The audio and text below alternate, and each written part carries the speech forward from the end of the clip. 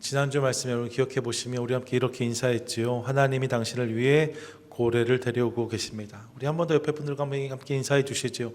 하나님이 당신을 위해 고래를 데려오고 계십니다. 시작. 하나님이 당신을 위해 고래를 데려오고 계십니다. 아멘. 지난주 예배 끝나고 들었더니 어떤 분이 하나님 우리를 위해서 돌고래를 데려오신다고 해서 까르르 웃으셨다는 이야기를 들었어요. 실은 상관없지요. 고래도 좋고 돌고래도 좋습니다. 중요한 것은 하나님이 나를 위해 오늘도 일하고 계시다는 거죠. 믿으십니까? 아멘. 이해로 하나님께 나를 위해서 고래든 돌고래든 고등어든 준비해서 몰고 오시면 그걸로 우리 삶 가운데 하나님의 은혜가 드러나는 거예요. 이 사실을 기대하며 나를 위해 일하시는 주님, 그분을 날마다 바라고 소망하는 우리 모두가 될 수 있기를 간절히 축복합니다. 아멘. 얼마 전에 선교대회가 있었지요. 선교대회가 많은 선교사님들을 배웠는데 만났던 분 중에 한 선교사님이 저한테 만나자마자 목사님 감사합니다 이렇게 인사하셨어요. 제가 처음 뵌 분이었거든요. 제가 뭐 특별히 뭘 한 일도 없고 또 저희 교회가 이렇게 섬긴 부분이 있지만 그 전이니까요. 만나자마자 저한테 감사합니다 이렇게 인사를 하시니까 제가 좀 당황이 되어서 선생님 죄송해요. 제가 잘 기억을 못하는 것 같은데 저희가 전에 뵌 적이 있나요? 이렇게 여쭈었어요. 그랬더니 그분이 저한테 목사님 오렌지 중앙교회 목사님이시라면서요 이렇게 말씀하시더라고요. 그러면서 해주신 이야기가 있었습니다. 내용은 이런 거였어요. 자녀가 미국으로 학교를 오게 되었는데 벌써 몇 해 전 이야기지요. 미국에 와서 얼마 되지 않아서 팬데믹이 바로 터졌다고 하셨습니다. 걱정도 많이 되고 어려우셨다고. 특별히 팬데믹 상황에서 뭐 다 힘들었지만 선교지 계신 분들 더 그랬거든요. 선교적인 지원도 크게 줄면서 이 아이를 잘 이렇게 서포트할 수 있을까 그런 고민과 염려가 있었단 말씀 하셨어요. 다행히 미국에서 바로 나가지 않고 머물 수 있는 기회는 주어졌는데 학비도 그렇고 여러 가지 상황들이 녹록지 않아서 고민이 많았다 하셨습니다. 딸도 종종 집에 전화하면 울먹이면서 아빠 좀 힘들다 이렇게 이야기했다고 하시더라고요. 그래서 내외분이 상의해서 그냥 돌아오라고 해야겠다 이런 생각을 하시고 계신 찰나였는데 딸에게 어느 날 전화가 와서 아빠 나 그냥 여기서 잘할 수 있을 것 같아 이렇게 이야기하더라는 거예요. 그래서 이 선교사님이 너 뭐 무슨 방법이 좀 생겼냐 이렇게 물었더니 그 딸이 이런 얘기를 하더라는 거예요. 장학금을 신청했는데 어제 장학생으로 선정되었다는 연락을 받았어 이렇게 했다는 겁니다. 여러분 이미 예상하시죠? 그게 우리 교회 장학금인 거예요. 어떤 분들은 1인당 저희가 많이 지원 못하잖아요. 1인당 1,000불 정도를 지원하는데 그래서 그 중에 어떤 분들은 별로 큰 재정이 아니라 이런 말씀도 하세요. 저도 장학생들 만나고 수혜자들을 대하면 큰 재정이 아닌데 어떤 분이 큰 마음으로 이렇게 섬겨주셨고 또 교회 식구들이 함께 그 마음을 모아서 이 사역을 감당하고 있다고 설명을 드리거든요. 근데 그 선교사님께는 이 재정이 정말 큰 재정이었다라고 하시더라고요. 1,000불의 재정인데 이 재정 때문에 온 가족이 격려받았고 이렇게 하나님이 우리를 돌보고 계시는구나, 하나님께서 이렇게 우리를 채워주시는구나 이런 생각을 하게 되었다는 거예요. 그래서 힘들고 어려워서 그냥 다 포기하고 돌아갈까 했는데 그 딸이 이제 그 일로 격려를 받아서 또 이렇게 저렇게 다른 곳에 지원도 많이 해주셔서 공부를 잘할 수 있었고 졸업해서 선교지로 돌아왔다는 이야기를 하셨습니다. 제가 되게 감사했어요. 그리고 우리 교회 성도들이 자랑스러웠습니다. 여러분 하나님이 그렇게 우리를 고래로 사용하신 거죠. 믿으십니까? 아멘. 여러분 우리는 몰랐는데 우리가 그 순간만큼은 고래로 쓰임 받은 거예요. 이렇게 우리가 고래의 사명을 잘 감당하면 주님께 더 많은 것들을 건져낼 수 있도록 더 큰 고래로 우리를 세워주실 줄 믿습니다. 저는요 여호와 이레의 하나님을 믿어요. 내가 알지 못하는 순간에도 나를 위해 가장 좋은 것을 준비하시고 예비하신 하나님, 그분을 믿는 거지요. 여러분도 그러시지요? 아멘. 사랑하는 여러분, 우리 하나님이 지금도 그렇게 우리를 위해서 일하시는 하나님이십니다. 그러므로 이를 기억하며 힘들고 어려운 순간에도 여러분, 그분이 나를 위해 몰고 오는 고래가 있으니까 그 하나님의 일들을 기대하며 한 걸음 한 걸음 힘을 내서 걸어가는 저와 여러분, 우리 모두가 되시기를 축복합니다. 아멘. 그리고 이제 오늘 본문으로 넘어와 보시지요.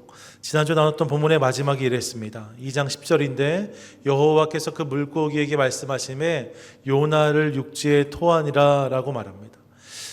고래를 몰고 오신 하나님께서 이제 그 물고기에게 말씀하셔서 요나를 육지에 토하게 하셨다는 거예요. 요나가 물고기 뱃속에서 10년, 20년 살 수 있는 게 아니니까요. 평생 살 수 있는 게 아니니까. 그러면 죽잖아요. 그래서 육지에 토하게 하신 거죠. 그리고 오늘 본문은 이렇게 시작되어지는데 3장 1절 같이 읽습니다. 시작. 여호와의 말씀이 두 번째로 요나에게 임하니라 이르시되 아멘. 요나를 추적하셔서 붙잡으시고 고래를 통해 그 요나를 삼키게 하신 뒤에 그로 다시 땅을 밟게 하신 하나님. 그런데 여러분, 그것이 끝이 아니었다라고 성경은 말씀합니다. 그리고 다시 그에게 말씀이 임하는 모습을 우리 가운데 보여주고 있는 거지요. 불순종과 사망의 바다에서 허덕이던 요나를 건지신 하나님이 그를 다시 사명의 자리에 세우시는 모습을 우리가 보게 되어집니다. 그리고 이를 통해서 저는 구원의 목적을 생각해 보았어요. 같이 한번 고백해 보실까요? 시작. 당신을 구원하신 목적이 있습니다. 예. 실은 이 1절 말씀 하나 가지고도 제가 받은 은혜가 되게 큰데요. 그래서 원래는 3장 전체를 좀 나누고 싶었는데 1, 2, 3절만 나누려고 하거든요. 당신을 향한 구원의 목적이 있다는 것을 깨닫게 되었어요. 오늘도 우리가 생일자 축하했는데요. 여러분, 생일이 되면 제가 기도할 일이 있을 때 자주 언급하는 기도의 내용 중 하나가 무엇이냐면 우리를 이 땅에 보내신 하나님, 그 뜻이 온전히 이루어지기를 원합니다 라는 고백입니다. 여러분, 전 정말로 그렇게 믿습니다. 이 땅에 우리가 우연히 태어난 것이 아니라 하나님의 섭리 가운데 태어났기 때문에 하나님의 목적이 있다고 믿는 거죠. 여러분, 우리는 우연히 이 땅에 태어난 존재가 아닙니다. 찰스 다윈이 종의 기원에서 주장하는 것처럼 가정을 더해서 만약에 이랬더라면 그런 우연의 결과로 인류가 시작된 것이 아닙니다. 인생은, 이 땅의 모든 사람들은 하나님의 분명한 뜻 안에서 창조되었고 이 땅을 살게 되는 것입니다. 이것이 우리가 믿는 하나님의 창조인 거죠. 주님이 그렇게 우리를 지으셨고 지금도 그렇게 우리로 이 땅에 나게 하시는 거예요. 그 하나님의 놀라운 섭리와 간섭 가운데 우리가 이 땅에 태어나고 살다가 다시 주님께로 가는 거죠. 믿으십니까? 아멘. 여러분, 그러니까 하나님께서 우리를 있게 하신 거예요. 그렇다면 당연히 우리를 향한 하나님의 기대와 목적이 있다고 저는 믿습니다. 우연히 생긴 존재가 아니라 하나님의 필연의 결과로 우리가 지금 살고 있으니까 나를 향한 주님의 뜻과 목적이 분명히 있는 거죠. 더욱이 여러분, 생각해 보시면 우리는 이 땅에 태어났을 뿐만 아니라 또한 거듭난 존재입니다. 거듭났다는 것은 다시 태어났다는 것입니다. 예수 그리스도의 십자가를 통해 구원받음으로 다시 태어난 자들, 그들이 성도입니다. 하나님이 우리를 다시 태어나게 하신 거죠. 그렇다면 우리의 삶에는 더욱 하나님의 목적이 있을 거예요. 이 땅에 태어나는 것도 하나님의 놀라운 역사인데 태어났을 뿐만 아니라 그렇게 이 땅에 살다가 예수 그리스도를 만나서 거듭난 인생을 살 수 있게, 주의 거룩한 성도가 될 수 있게 주님이 하셨으니까 나를 향한 주님의 목적이 분명히 있다고 믿어야 한다는 거죠. 믿으십니까? 아멘. 그러므로 사랑하는 여러분, 나를 향한 주님의 목적을 기억하는 우리 모두가 될 수 있기를 원합니다. 구원을 생각할 때 말입니다. 사실 우리의 관심은 다른 곳을 향할 때가 많습니다. 구원의 이유, 하나님이 우리를 사랑하셔서, 구원의 배경, 우리가 죄인이었다, 구원의 방법, 예수 그리스도의 십자가, 구원의 결과, 그 은혜로 우리가 하나님의 자녀가 되었고 백성이 되었고 거룩한 교회가 되었다. 이거 다 중요한 고백들이고 다 맞는 이야기입니다. 이것이 다 중요해요. 그런데 여러분, 거기가 끝이 아니라는 거죠. 이 사실을 기억하고 싶습니다. 구원의 배경도 중요하고 이유도 중요하고 수단도 중요하고 내용도 중요한데 뿐만 아니라 우리가 잊지 말아야 될 중요한 사실이 한 가지 더 있습니다. 그것은 구원의 목적이에요. 하나님께서 우리를 구원하신 목적이 있다는 거지요. 오늘 본문에서 요나를 건지신 하나님이 그를 다시 니느웨 앞에 세우시잖아요. 여러분, 그를 통해서 요나를 건지신 하나님이 그것으로 이야기를 끝내지 않으시고 그런 그를 통해서 다시 이어가시는 하나님의 이야기가 있다라고 우리에게 말씀하십니다. 요나를 건지신 목적과 이유가 분명히 있는 거죠. 이게 요나서 3장 이하의 말씀이에요. 우리도 마찬가지입니다. 하나님이 당신의 사랑으로 십자가를 통해 우리를 구원하셨습니다. 믿으십니까? 아멘. 그리고 여러분, 이제 우리가 그렇게 구원받았다면 이제 그렇게 우리를 구원하신 하나님의 목적이 있다는 사실도 함께 기억하고 싶습니다. 구원의 감격을 누리는 것도 물론 중요한데, 황홀한 하나님의 구원, 여러분 그것에 감격하는 것도 물론 중요한데, 거기서 머무는 것이 아니라 나를 왜 구원하셨는지를 깨닫고 그 구원의 목적을 이루는 인생을 살아가야 한다는 거죠. 우리를 구원하신 목적이 어디에 있을까요? 성경은 몇 가지로 말씀합니다. 이사야 43장 21절인데 같이 한번 읽습니다. 시작. 이 백성은 내가 나를 위하여 지었나니 나를 찬송하게 하려 함이니라. 아멘. 여러분, 뭐라고 말씀해요? 하나님을 찬양하게 하기 위해서, 하나님을 찬송하게 하기 위해서 이 백성을 구원하였다라고 말씀하십니다. 여러분, 이 사실을 기억하며 하나님을 찬양하는 인생을 살아가는 저와 여러분 되시기를 축복합니다. 아멘. 사도행전 1장 8절이 또한 이렇게 말씀해요. 함께 읽습니다. 오직 성령이 너희에게 임하시면 너희가 권능을 받고 예루살렘과 온 유대와 사마리아와 땅끝까지 이르러 내 증인이 되리라 하시니라. 아멘. 우리를 구원하신 이유가 어디에 있습니까? 우리를 구원하셔서 우리로 하여금 하나님의 증인이 되게 하시기 위해서, 우리가 있게 하신 모든 곳에서 예수 그리스도를 증언하는 인생을 살게 하기 위해서 우리를 구원하셨다라고 성경은 분명히 말씀하고 있습니다.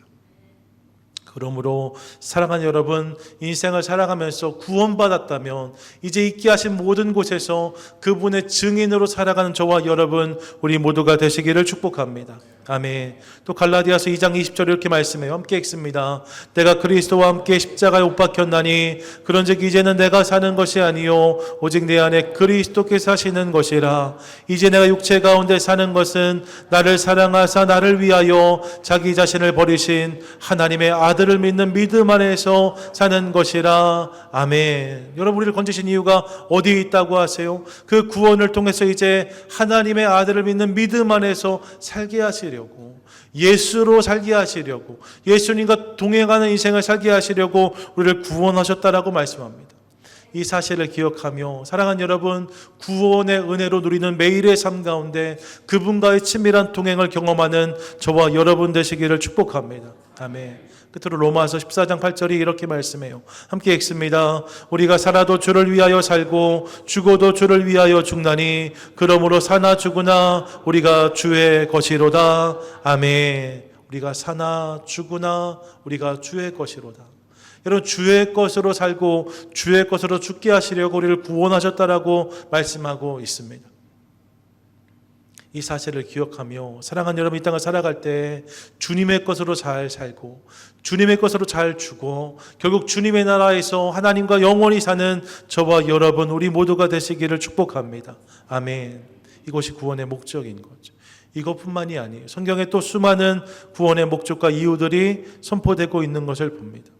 여러분, 기억하고 싶은 중요한 사실은 구원의 목적이 있다는 거예요. 그러므로 구원받았다는 감격과 함께 이제 나를 구원하신 하나님, 그분의 뜻과 목적이 있음을 기억하며 날마다 그 목적이 내 삶 가운데 이루어질 수 있도록 그분께 우리의 삶을 내어드리는 저와 여러분 될 수 있기를 소망합니다. 구원받은 감격과 함께 구원의 목적에 참여하는 기쁨이 있는 성도들이 되실 수 있기를 축복해요. 이를 통해 날마다 주님 뜻이 이루어지는 놀라운 감격을 누리는 저와 여러분, 우리 모두가 되시기를 축복합니다. 아멘. 구원의 목적이 있음을 깨달아요. 요나가 건짐받았다가 끝이 아니었다는 거죠. 더불어 본문을 통해서 또 한 가지 깨닫는 것은 우리에게 다시 기회를 주시는 하나님을 우리가 만납니다. 같이 한번 고백하시죠. 시작. 하나님이 다시 기회를 주십니다.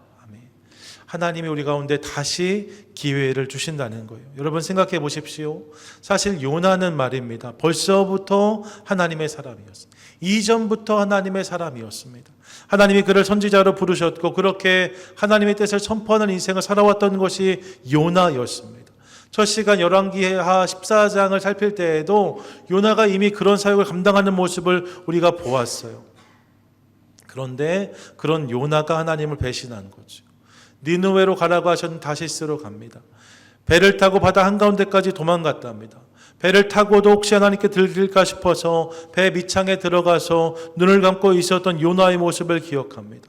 여러분 그런 요나의 모습을 보면 철저히 하나님을 외면한 그의 모습 속에서 혹시 이것이 하나님의 실패는 아닌가, 하나님이 그를 선택하신 것이 잘못된 선택은 아니었을까, 이런 생각을 해보기까지 합니다. 그것이 요나의 모습이었다는 거죠. 자, 그런 상황에서 요나를 건지셔서 다시 육지에 서게 하셨습니다. 여기까지는 분명히 하나님 은혜인 거예요. 여러분 그런 요나를 붙드셔서 건지셨다, 하나님의 은혜인 거죠. 하나님 사랑인 거죠. 그런데 여러분 성경을 보시면 여기에 더해서 3장 1절은 놀라운 장면을 우리에게 보여주고 있는데 3장 1절 다시 한번 읽습니다. 시작. 여호와의 말씀이 두 번째로 요나에게 임하니라 이르시되. 눈에 띈 부분이 있어요. 그게 뭐냐? 두 번째로 요나에게라는 부분. 두 번째로 요나에게. 여러분 1장에서 하나님 말씀이 요나에게 임했다라고 말할 때 그때 요나는 하나님 말씀을 받고 그 말씀을 선포했던 선지자였어요. 여러분 이 3장 1절에 말하는 요나는 그 요나가 아닙니다. 하나님을 철저히 외면하고 배신해서 멀리 떠났던 요나, 그 요나가 바로 3장 1절의 요나인 거죠. 근데 그 요나에게 다시 기회가 주어졌다라고 성경이 말씀하고 있는 거예요. 다시 기회를 주시는 하나님. 사실 여러분 이것은 쉬운 일이 아닙니다. 우리를 봐도 그래요. 사랑도 쉽지 않고 용서도 쉽지 않은데 말입니다. 그래도 어떻게 해서 사랑도 하고 용서도 했다고 가정해 보세요. 애를 쓰면 그렇게까지 할 수 있을지 모르겠습니다. 그런데 말입니다. 그런 그에게 다시 기회를 주는 일은 정말로 어려운 일입니다.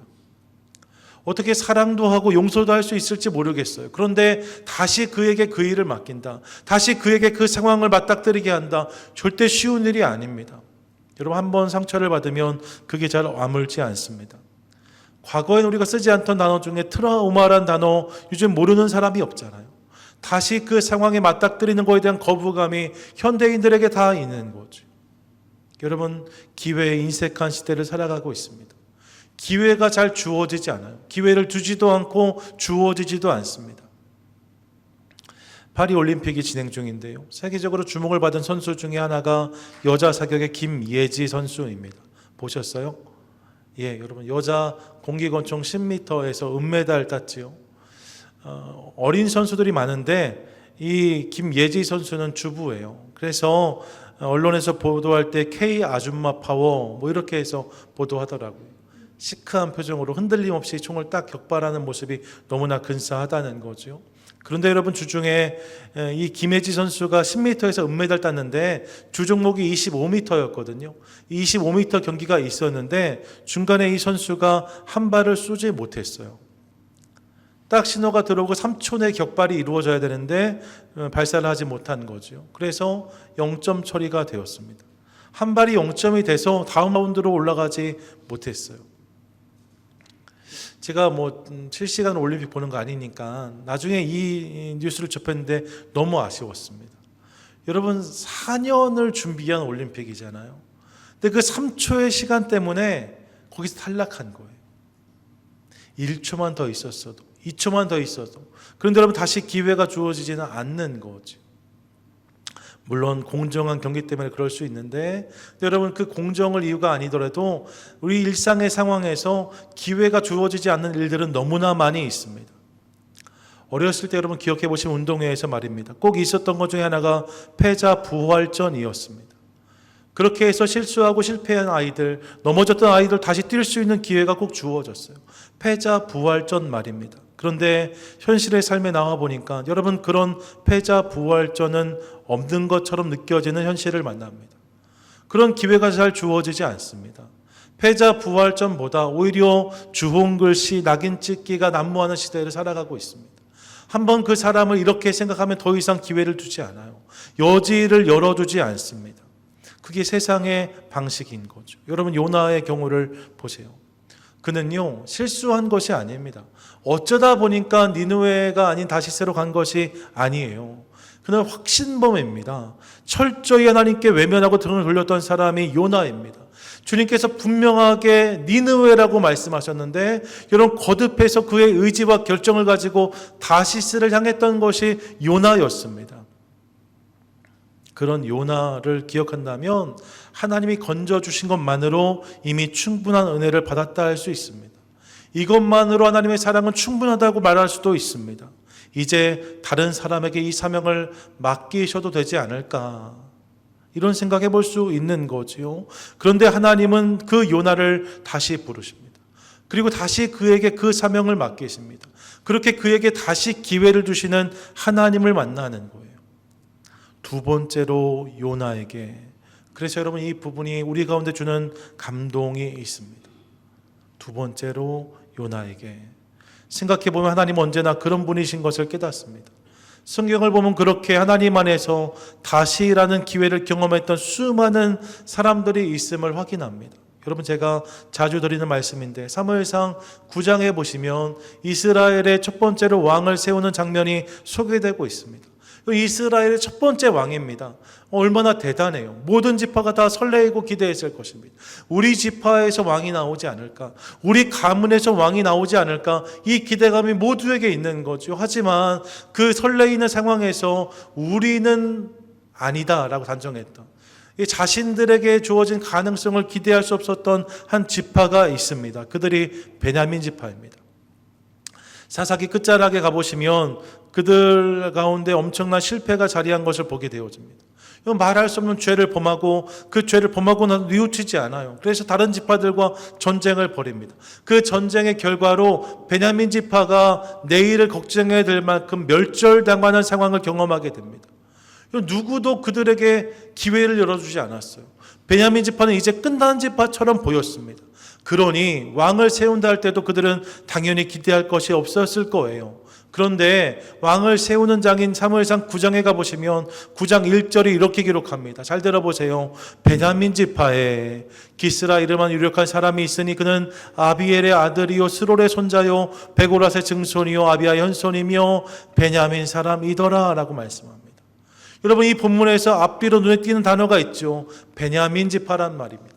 베냐민 지파에로 시작해서 베냐민 사람이더라 라고 본문이 마무리되어집니다. 뭐예요? 하나님의 실수가 아니라는 거예요. 하나님 몰라서 그렇게 하신 게 아닌 거예요. 여러분, 하나님께서 베냐민 지파에서 첫 번째 왕을 세우시는 모습을 우리가 확인하게 되어지는 거죠. 베냐민 사람이더라. 여러분, 이 본문을 대하면서 저는 두 번째 요나에게를 떠올립니다. 같은 이야기를 하는 거죠. 우리 하나님이 그런 분이시라는 거예요.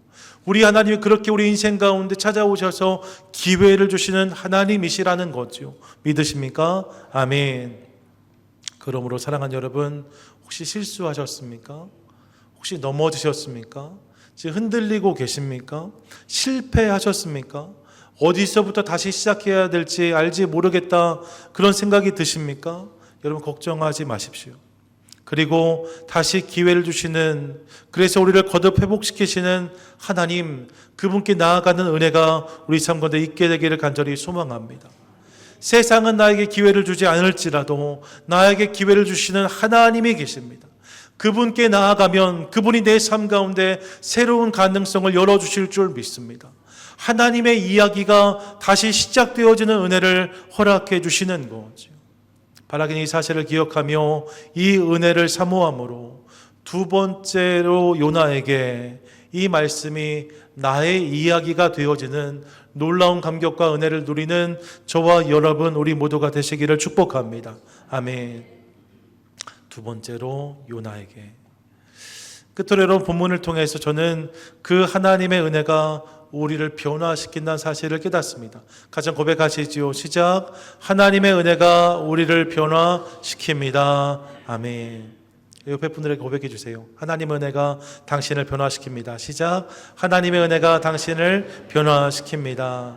여러분 보세요. 기회를 주신 하나님, 그리고 2절이 이렇게 말씀하는데 2절 함께 읽습니다. 시작. 일어나 적은 성읍 니느웨로 가서 내가 내게 명한 바를 그들에게 선포하라 하신지라.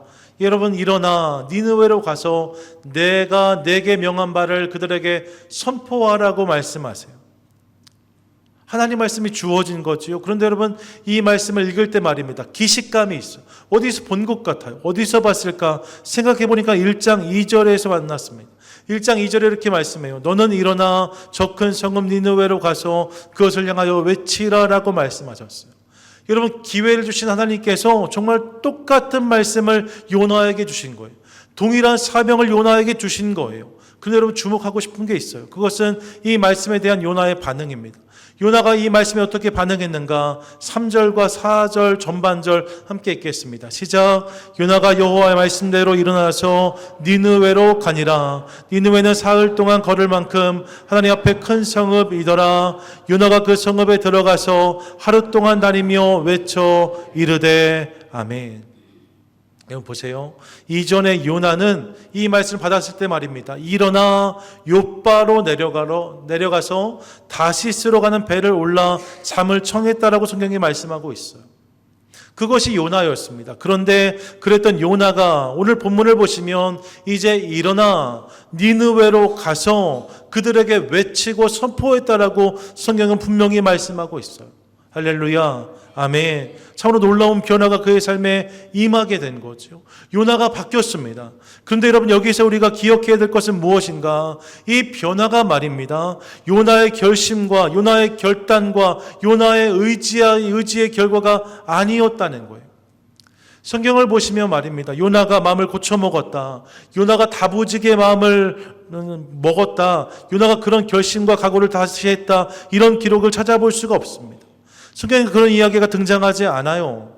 대신 성경은 무엇을 말하는가?